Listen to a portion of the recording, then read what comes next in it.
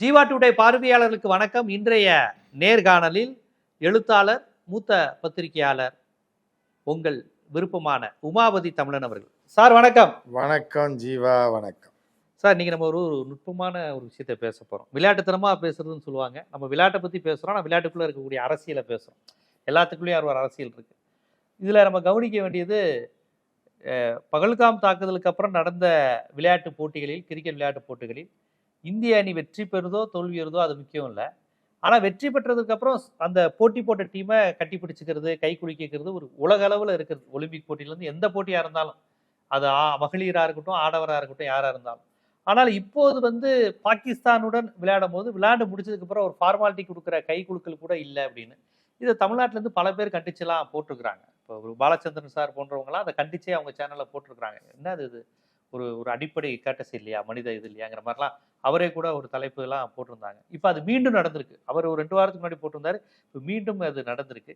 இதை எப்படி பார்க்கறது? கிரிக்கெட்டுங்கிறது ஒரு விளையாட்டு, இந்தியாவில் எல்லாரும் விரும்பி விளையாடுற ஒரு விளையாட்டு. அதுல எதுக்கு இவ்வளவு இவங்க ஒரு வன்மத்தை, ஒரு வெறுப்பை கொண்டு வராங்களா? ஒரு கை குலுக்குவதில் என்ன ஆயிரும்? அதாவது விளையாட்டு என்று உருவாக்கப்பட்ட சைக்காலஜிக்கலா, விளையாட்டுன்றது காலங்காலமாக இருக்கலாம். அந்த காலத்துலேருந்து இருக்கும், 1000 வருஷம் 500 வருஷத்துக்கு முன்னாடியே குஸ்திக்கல், இந்த கல்லை உருட்டுறது, பரட்டுறது. நம்ம ராமாயண கதையில பார்த்தீங்கன்னா ராமர் வில்ல வளைப்பாரு.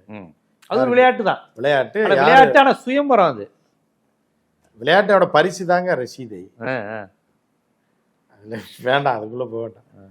இருக்கு, அது ஒரு விளையாட்டு. அந்த காலத்துல இருந்து இருக்கு, இதிகாசங்கள்ல இருக்கு, வரலாற்றுலையும் இருக்கு. விளையாட்டுன்றது இருக்கு. அதில் ஜெயிச்சவன் மாவீரன். அப்போதான் இந்த பொண்ணை கல்யாணம் பண்ணி கொடுப்பாங்க. இந்த இளவட்ட கல்லை தூக்கி இப்படி பின்னாடி போட்டான்னா தான் இவன் பொண்ணு கொடுப்பான். இருக்கு. அதுக்கப்புறம் கால மாற்றம் வந்ததுக்கு அப்புறம் என்னன்னா, இது அந்த காலத்தில் இருந்துச்சு. அவன் பொண்ணுக்கு பாதுகாப்பு போட்டு வச்சுருப்பான் வீட்டில். அது வெளியே வராது. லைட்டாக அப்படி கண்ணை பார்த்தாலே சூப்பராக இருக்கே, இதை எப்படி கல்யாணம் பண்ணி ஆகணும்னா அவங்க அப்பாட்ட போய் கேட்டான்னு சொல்லலாம், அந்த இளவட்ட கல்லை தூக்கணும். எதுக்குன்னா அவனோட பலத்தை சோதிக்கிறான். இப்படிலாம் ஒரு காலம் இருந்துச்சு. பழைய காலம், ரொம்ப வருஷம். இப்போ நவீன காலம் வந்தவொடனே பிளான் பண்ணி தூக்கிடுறாங்க. அவங்க அப்பனும் இருப்பான், அந்த பிள்ளையும் வீட்டில் தான் இருக்கும். புரியுதா அவனுக்கு? இவன் விருகம்பாக்கத்தில் இருப்பான், அது கோடம்பாக்கத்தில் இருக்கும். வாட்ஸ்அப்லேயே தூக்கி எஸ்கேப் ஆகி கூப்பிட்டு போயிடுவாங்க. அப்போ பான்னு உட்காந்துருப்பான். லொக்கேஷன் இப்போ தானே இவ்வளோ நேரம் உட்காந்துருந்துச்சு, ஆளை காணாமேன்னு பார்த்தா லொக்கேஷன் ஷேர் பண்ணி இங்கே வந்துடு அப்படின்னோடனே அப்போ இருப்பான், அந்த பிள்ளை இருக்காது. அங்கே அவன் பையன் இருப்பான். 2 பேரும் போய் கல்யாணம் பண்ணிட்டாங்க. இன்டர்நெட்டில் இதில் பண்ணி 2 பேரும் யூடியூப் சேனல் நடத்துகிறாங்க, டிக்டாக் பண்ணுறாங்க, இதுன்னா இன்ஸ்டாகிராமில் வீடியோ போட்டுட்ருக்காங்க. ஏன்னா ஒரு வாரம் பிள்ளையை காணான்னு பார்த்துட்டு இருந்தால் இன்ஸ்டாகிராமில் பார்த்தா அப்படி போடு பொண்ணு மக ஆடுது, கூட மருமகன்னு ஆடுறான். இப்படி போயிடுச்சு. அந்த காலத்தில் லூசு பேர் கல்லை தூக்கி போட்டு இதை போடு அதை போடுன்னு சொல்லி குதிரையை ஓட்டு என்ன பண்ணிகிட்டு இருந்தாங்க. இப்போ காலங்கள் மாறிடுச்சு. இது மாதிரி ஒரு காலத்தில் என்ன ஆயிடுச்சுன்னா, ஸ்போர்ட்ஸ்னு ஒன்று கொண்டு வராங்க. இப்போ நீங்கள் நானும் எதிரி நாடாக இருக்கும், சண்டை போட வேணாம், வீரர்களை மோத விட்டு அதை ஒரு உற்சாகப்படுத்தி, நீ அரிப்பை சொரிஞ்சிக்க, நான் ஏன் அரிப்பை சொரிஞ்சிக்கிறேன்றது தான் விளையாட்டு கண்டுபிடிக்கப்பட்டது. நீ ஆளை அனுப்புகிறேன் 10 பேர், ஏழை அனுப்புனா 2 பேரும் வெறித்தனமாக கற்றுவாங்க. அவங்க வெறி அடக்கிறதுக்கு, நம்ம சண்டை போட்டு சாகிறதுக்கு இவங்கள மோத விட்டு கபடி போட்டி, அந்த போட்டி, கிரிக்கெட்டு, ஃபுட்பாலு இப்படின்னு அதுவாங்க. இது ஸ்பெயினா இத்தாலியாக இருந்தாலும் சரி, இந்தியா பாகிஸ்தானாக இருந்தாலும் சரி, அமெரிக்கா ரஷ்யாவாக இருந்தாலும் சரி, சைனா அமெரிக்காவாக இருந்தாலும் சரி, ஸ்போர்ட்ஸ் எத்தனை மெடல் வாங்குறாங்க, ஓடி யார் ஜெயிக்கிறாங்க, யார் அடித்து ஜெயிக்கிறாங்க, யார் பைக் ரேஸில் ஜெயிக்கிறாங்க, யார் இப்படி வீரத்தை காட்டணுன்னா என் நாடு ஜெயிச்சிருச்சுன்னு ஹியூமன் கேட்டல்ஸ்லாம் அப்படியே கொண்டாடுவாங்க. அந்த மேட்ச் முடிஞ்சோடனே சோறு இருக்காடான்னா இருக்காது. சோறு இருக்கு, இனிமேல் தான் அரிசி வாங்கிட்டு வரணும்னு. ஆனால் 4-5 மணி நேரம் உட்காந்து மேட்ச்சை பார்த்து கத்துவா குதருவா, அட்ரா புட்றா, அவனை போடுறா, சிக்ஸர் அட்ரா போடுறா, அவனை போய் அடித்த ஸ்டெம்பு நடு ஸ்டெம்பு பறக்குன்னு பார்த்தா கேட்ச் பிடிக்கிறீங்க, அவன் என்ன பால் போடுறான் பாரு, ரைட்டில் போடுறான்னு இவன் உட்காந்து பேசிட்டு இருப்பான் டிவி முன்னாடி. எல்லாம் மேட்ச் 9 மணிக்கு முடிஞ்சவொடனே பழைய ரசம் இருக்கும். புரியுதா? பொண்டாட்டி பாப்பா இங்கேருந்து எந்திரிச்சு போறியா, சுடுதண்ணியை தூக்கி ஊற்றுவாங்க. இவ்வளோ நேரம் கடைக்கு போயிட்டா, எதுக்கு போயிட்டா, நாளைக்கு வேலைக்கு போகிறதுக்கு என்ன ஆச்சுன்னு பாரு, பிள்ளைக்கு ஃபீஸ் கட்டணும் காசு கேட்டுக்கிட்டு இருந்தா இங்கே உட்காந்து போடுறா குத்துறான்னு எவன்டா அவனுக்கு காசு தர போகிறான், இதில் உனக்கு சோறு வேற வேணுமா அப்படின்னு சொல்லி சுடுதண்ணியை தூக்கிடும். சோறு இருக்கா நாயே, ஸ்கோரை பற்றி கவுண்ட் கேட்ட மாதிரி ஸ்கோரை பற்றி வெள்ளன்னு பேசியிருந்து இப்போ சோரை பற்றி கேட்குறேன். இப்படி தான் நீங்கள் 60% அப்படி தான் நடக்கும். மேட்ச் முடிஞ்சோன்னே டீ சாப்பிட்டு தம் அடிக்கிற காசு இருக்காது பல பேர்கிட்ட. அவன் அஸ்கா போட்டு எப்படி விளாண்டா பார்த்தியா அப்படின்னு அவனை அப்படியே கூட்டு போய் டீயை சொல்லு தம்ம வாங்க. ஆனால் அடிச்சிருக்காங்கடா அவன் வந்து இந்த அளவுக்கு முடிகிற வரைக்கும் முடிச்சிருப்பான்டா. நேரம் 5வது ஓவர்லேயே ஆட்ட முடிய வேண்டியது தெரியுமா உனக்கு? 25 ஓவர் வரைக்கும் இழுத்துட்டாங்க. 7வது பால் அவன் எப்படி போட்டது? மொத்தம் 6 பால் தான்டா.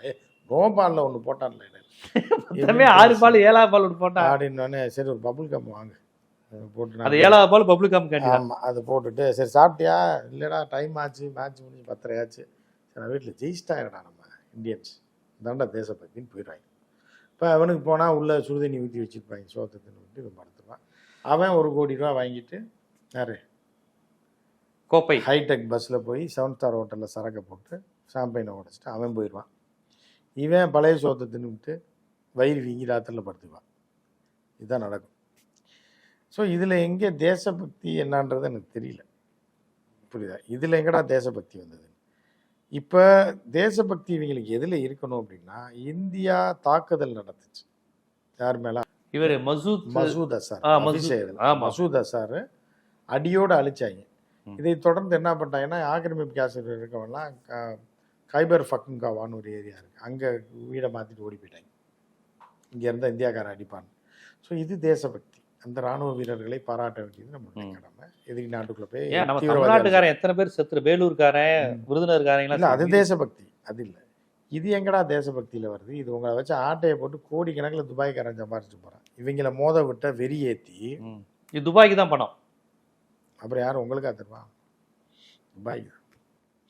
ஸோ அப்போ துபாயில் நடத்தி நம்ம ஊருக்கு ஆசை பிடிங்கிடுவான். இவ்வளோ பேர் பார்க்குறான்னு சொல்லி விளம்பரத்தை போட்டுக்கிட்டு ஒரு 100 200 கோடி 300 கோடி 1000 கோடி நடிச்சுவான். ஏன்னா இந்தியா பாகிஸ்தான் மேட்ச்சில் கிட்டத்தட்ட 500-1000 கோடி கூட லாபம் கிடைக்கும், டேர்ன் ஓவர் ஆகும். அதுக்கு தான் இவங்க 2 பேரும் மோத விடும். நீ அவன் எதிரின்னு தெரியுது, அவன் என்ன மையத்துக்கு அவன் கூட போய் விளாடுற? எதிரின்னு தெரியுதுல்ல, நமக்கு தீவிரவாதியை அனுப்பி தாக்குதல் நடத்துறான்ல, அப்புறம் எதுக்கு போய் அவனோட விளாடுறீங்க? அப்படி நிறுத்திருக்கணும்ல. அதை விட்டு அவன்கிட்ட விளாடுவாரான், அவர் கை கொடுக்க மாட்டாரான். அது 2 லூஸ் காமெடியன்கள் சொல்கிறான், நான்லாம் விளாட மாட்டேன்னு சொன்னேன், போயிருக்க வேண்டியதானே, எதுக்கடா விளாண்டேன்னா, இல்லை நிர்பந்தத்தில் விளாண்டேன். அப்போ தோத்துன்னு தான். இதில் ஒரே ஒரு கேள்வி தான், இந்தியா பாகிஸ்தான் மேட்ச் நடக்குது, இந்தியா தோத்துருதியா? ஏற்கனவே ஒரு தோத்துச்சு. அப்போ இந்தியா கேவலம்னு அர்த்தமா? இந்தியாவில் கிளம்ப இதனால இந்தியா வந்து அவ்வளோதான் அர்த்தமா? இல்லை பாகிஸ்தான் பெரிய நாடுன்றீங்களா? இந்தியா இந்தியா தான், பாகிஸ்தான் பாகிஸ்தான். பாகிஸ்தான் விட பல வகையில் இந்தியா வந்து பொருளாதாரத்துலேயும் சரி, ஜிடிபிலையும் சரி, எல்லாத்துலேயும் இந்தியா உயர்ந்த இடத்துல இருக்குது. எந்த பாகிஸ்தான்காரன் ஆப்பிளில் பெரிய வேலையில் இருக்கான், மைக்ரோசாஃப்ட்லேயே இருக்கான், நிவேடியாலேயே இருக்கான், அமேசான்லேயே இருக்கான், டிசிஎஸ்லேயே எந்த பாகிஸ்தான்காரன் இருக்கான்? எந்த பாகிஸ்தான்காரன் சிஇஓ ஆகிருக்கான் அமெரிக்கன் கம்பெனியில்? எல்லோரும் தானே அங்கே இருக்கான். அப்போ இந்தியா யார், இந்திய மக்கள் யாருன்றது எல்லாருக்கும் தெரியும். இவங்க அதை வச்சு அவனை சொரிஞ்சு விட்டு கொள்ளையடிக்கிற கோடிக்கணக்கில் மீடியா கும்பல். இதில் பெரிய மீடியா லாபி இருக்குது. மீடியாவுக்கு தானே காசு, டிவி இருந்தால் தானேங்க நீங்கள் பார்க்க முடியும். அப்போ தான் நெட்ஒர்க் தெரியும். நெட்ஒர்க் பணம் கட்டினா தான் நீங்கள் 1000 ரூபா, ஜியோக்கு 1500 கட்டினா தானே டிவிலே தெரியும். காசு இல்லாமல் கட்டாமல் இருக்கவங்க கூட வட்டிக்கு வாங்கி கட்டிடுவான்ல மேட்ச் நடக்குதுன்னு. அப்போ இது பெரிய மல்டி க்ரோர் பிஸ்னஸ். இது தேசபக்தின்னு சொல்லி அந்த பூட்டை வந்து ஆட்டவே கூடாது. தேசபக்திக்கு இதுக்கு சம்மந்தமே இல்லை. இது ஒரு மாஃபியா கும்பலோடைய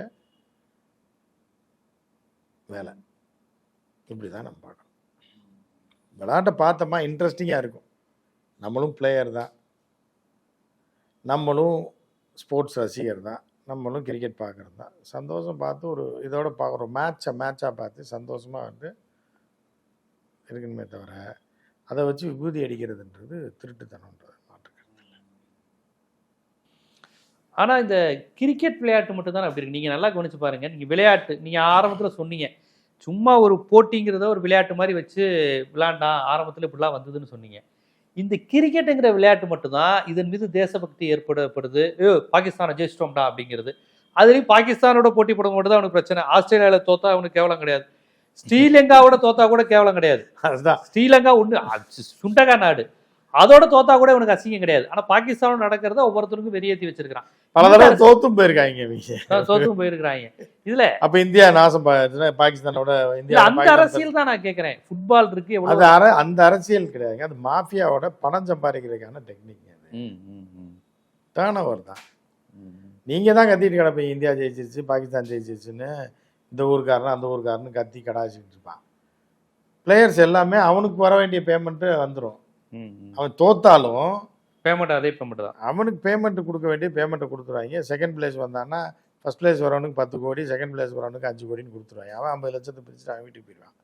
இவன் 10 கோடியை வாங்கிட்டு நம்ம ஆள் வீட்டுக்கு வந்துடும். ஸ்டார் ஹோட்டலில் நைட்டு சாம்பியன் அடித்து குடும்பத்தோடு தங்கிட்டு 3 நாள் சரக்கை போட்டு கொண்டாடிட்டு தூங்கி எழுந்திரிச்சு வீட்டுக்கு போயிடுவாங்க. வேடிக்கை பார்த்தவன் தான் காலைல வேலைக்கு லேட்டாக போய் மேனேஜர்கிட்ட ஏற்று வாங்கி அவனுக்கு மேட்ச் பார்ப்பான் 1 மணி வரைக்கும். தூங்கி எந்திரிச்சு பார்த்தா 8 மணி டியூட்டிக்கு 8:30 ஆயிரும். குளிச்சு இழுச்சிட்டு போகும்போது அவங்க சஸ்பெண்ட் பண்ணி போடுவாங்க. இல்லைன்னா ஏதாவது சொல்லி இதில் ரிமார்க் பண்ணி போனஸில் கட் பண்ணுவாங்க. ஐயோன்னு ஐயோன்னு கத்திட்டு கிடப்பான். பொண்டாட்டி செருப்பால் அடிப்பாங்க. இதுதான் நடக்கும். இல்லை, நம்ம நாட்டினுடைய தேசிய விளையாட்டு நீங்கள் அங்கே போய் சொல்ல முடியுமா மேனேஜர்கிட்ட? கிரிக்கெட்டு பார்த்தேன். இப்போ ஒரு டிவி சேனலில் ரிப்போர்ட்டராக ஒரு பையன் இருக்கான். மேட்ச் பார்த்து தூங்கி எழுந்திரிச்சு போகிறான். அவ்வளோ அசைன்மெண்ட் மிஸ் ஆகிடுது. அங்கே போய் ப்ரீரெக் கொடுக்குறான். கொடுக்கும்போது, வணக்கம், இந்த சேனல்லேருந்து பேசுகிறேன். இன்று நான் தாமதமாக வந்து விட்டேன். தயவுசெய்து பாருங்கள். ஏனென்றால் நான் தேசபக்தன். நேற்று வந்து கிரிக்கெட் மேட்ச் பார்த்ததுனால நான் தாமதமாக வந்துட்டேன்னா அவன் சேனலை மாற்றிட்டு போயிட்டே இருப்பான்.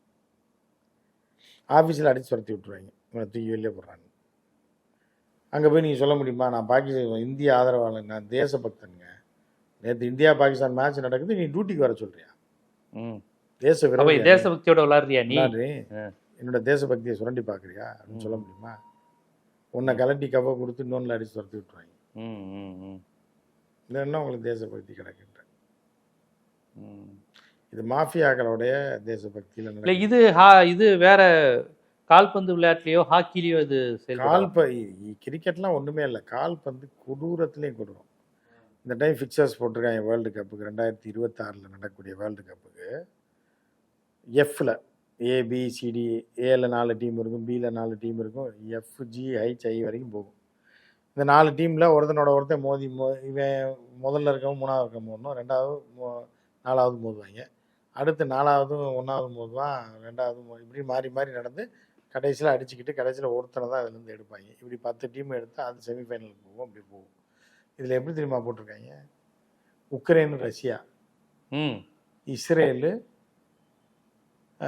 பாலஸ்தீனம், இஸ்ரேலு, ஈரான். அவனுக்கு ராக்கெட் அடிச்சா அவன் இவனை மிரட்டி அடிச்சு காலி பண்ணி வச்சிருக்கான். அவங்க 2 பேரும் ஒரே பூல்ல போட்டிருக்காங்க. உக்ரைனுக்கு ரஷ்யாவுக்கு சண்டை நடந்துட்டு இருக்கு. 2 ஒரே பூல்ல. எப்படி கேம் பாருங்க. பறக்கும். தீ பிடிக்குமா இல்லையா விளையாட்டு? உக்ரைன்காரன் நம்மளால ரஷ்யாவை அடிச்சு காலி பண்ண முடியல, நம்ம வீரர்கள் அவன் மேட்சை காலி பண்ணுவான்னு சொல்லி பெரிய அறுவடை பண்ணிடுவாங்க ஹியூமன் கேட்டல்ஸ் வச்சு.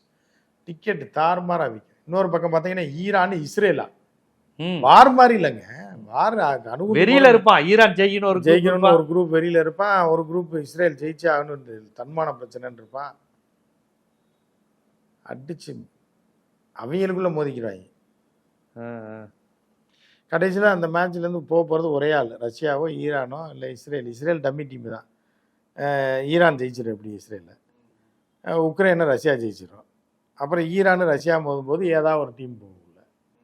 ரஷ்யா போயிடும், இல்லை ஈரான் மேலே போகும். ஆட்டத்தை அதோட முடிச்சு அதோட இஸ்ரேல் காலியாச்சுன்னு நினைக்க முடியுமா? இல்லை உக்ரைன் முடிஞ்சு போச்சுன்னு நினைக்க முடியுமா? அப்போ வெறிகொண்ட வேங்கையாக இறங்குவாங்க. இதை வச்சு அந்த 2 நாட்டு மக்கள், அப்பாவி மக்கள்கிட்டையும் இந்த மாஃபியாக்கள் பெரிய அளவுக்கு அமௌண்ட்டை போட்டுருவாங்க. அவன் சில்லறையை செதற விடுவான். ரஷ்யா தான்டா ஜெயிக்கும், உயிரை கொடுக்குறேன்டா, பல பேர் செத்து போயிடுவான். டிக்கெட் எடுத்துகிட்டு அங்கே போய் வெறியாக பார்த்துட்டுப்பான். உக்ரைனை காலி பண்ணு, ஏன் முடிக்காமல் சரி உக்ரைன் இல்லை, நம்மளை எவ்வளோ போட்டு அடிச்சா அவனை காலி பண்ணு. ஈரான் இஸ்ரேல் மேட்செல்லாம் அதுதான் வேறு டாப்பாக இருக்கும். பாலஸ்தீன்காரனும் போவான், இவனு முஸ்லீம் நாடுகளை சேர்ந்தவன் போகிறான்ப்பா. ஈரான் அள்ளி அவனை போரில் முடிக்க முடியல, இதில் போய் கத்திட்டு கிடப்பாங்க. அவன் அங்கேருந்து வருவான், ஈரானை முடிச்சே ஆகும். தீ பிடிக்க எப்படி இருக்குது மேட்ச், எப்படி கலெக்ஷன் ஆகும்? தாறுமாறா பல ஆயிரம் கோடி கலெக்ஷன் ஆகும். அப்படியே ஆட்டையை போட்டு அப்படி போயிடுவாங்க. இப்பெல்லாம் ஊடக லாபி தான், மீடியாக்களுக்கு தான். மீடியா லாபி இல்லைங்க, ஸ்போர்ட்ஸ் லாபி. இப்படி இருக்கும்போது இந்த கிரிக்கெட்லாம் ஒன்றுமே கிடையாது. அவங்க அந்த காட்டு மிராண்டிகள் 2026 இறங்குவான். ஃபுட்பால் கொலை நடக்கும், அடித்து கொண்டுருவாங்க, தீயை வச்சு கொளுத்துவாங்க. அவங்க வெறி பிடிச்ச வெறிநாயோட மோசமானவங்க ஃபுட்பால். இதெல்லாம் கிரிக்கெட்லாம் ஒன்றுமே கிடையாது. அதனால் நீங்கள் அதை பற்றி கவலைப்படாதீங்க. இதோட வெறித்தனங்கள் நிறையா கொடூரமான சம்பவம்லாம் காத்திருக்குங்கிறீங்க. கண்டிப்பா ஒரு தேசம்ங்கிற கட்டுமானம் இங்க, ஏன்னா சிவசேனாங்கிற ஒரு கட்சியவே கிரிக்கெட்டை வச்சு தானே வளருது ஒரு காலத்துல. ஆமாம், ஹியூமன் கேபிட்டல்ஸை கவர்றதுக்கு அதுதானே. இளிச்சவாயனை பூரா மகாராஷ்டிரால வந்து சிவசேனா மேட்சை பார்த்தேன்னா அதோட பார்த்துட்டு போகணும். அதை வந்து கட்சியோட இணைச்சு, மதத்தோட இணைச்சு, இதை இனத்தோட இணைச்சு, ஊரோட இணைச்சு கொண்டு போய் பெரிய அமௌண்ட் அடிச்சுட்டு அரசியல் அறுவடை பண்ணிட்டு அவங்க ஓடி போயிடுவாங்க. இவன் மேட்ச் பார்த்தேன் ஆணும் ஆய பொழுதுட்டு பழைய சோத்துட்டு படுத்துருக்க வேண்டியதான். பாகிஸ்தான்காரன் ரொட்டிக்கு தொட்டுக்கிற கூட ஒன்றும் இல்லாமல் பச்சை மிளகாயை கடிச்சிட்டு பனைமரத்துக்கு அடியில் படுத்துருவேன்.